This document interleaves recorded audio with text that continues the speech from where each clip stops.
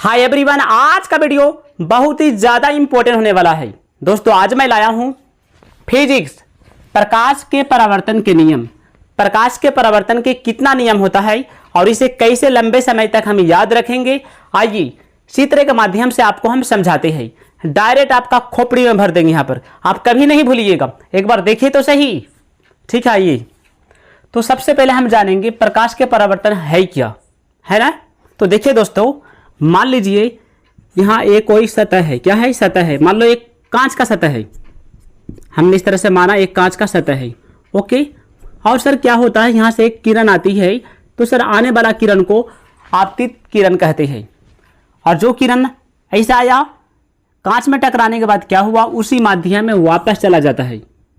तो जिस माध्यम से आती है और उसी माध्यम में यदि वापस चला जाए तो उसे कहते हैं प्रकाश के परावर्तन।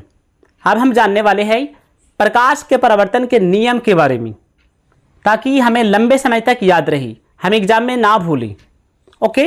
तो देखिए सर क्या हुआ, जैसे मान लीजिए एक किरण है तो इसको बोलेंगे आपतित किरण, और एक ऐसे गया इसको बोलेंगे परावर्तित किरण, और जो हमने इस तरह से खींचा इसको बोलेंगे सर अभिलंब। और यहाँ एक इधर कोण बनेगा और एक इधर कोण बनता है, तो जो इधर कोण बना इसको बोला जाता है आपतन कोण, और इसको बोलेंगे परावर्तन कोण।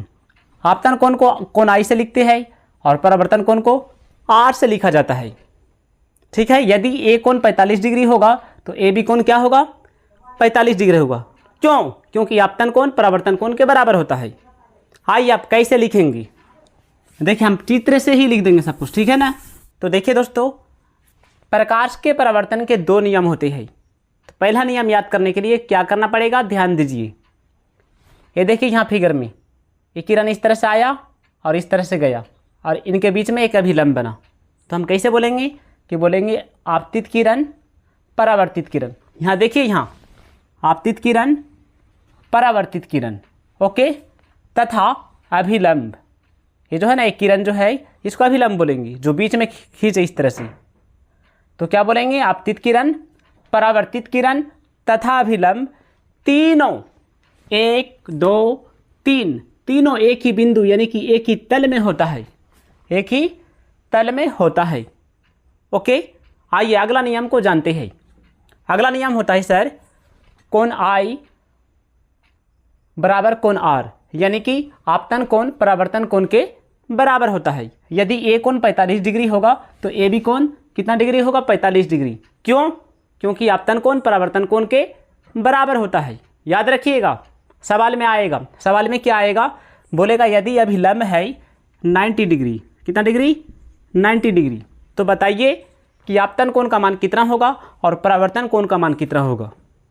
तो हम बोल सकते हैं दोनों कोण का मान हो जाएगा 45 डिग्री करके। क्यों? क्योंकि आपतन कोण परावर्तन कोण के बराबर होते हैं, ऐसा बोल दीजिएगा आप। तो देखिए क्या लिखे दूसरा पॉइंट, आपतन कोण परावर्तन कोण बराबर होते हैं, जहां कोण आई बराबर कोण आर। आपतन कोण को आई से लिखते हैं, परावर्तन कोण को आर से लिखते हैं। यदि समझ में आए तो वीडियो को लाइक कीजिएगा, हमें फॉलो कीजिएगा।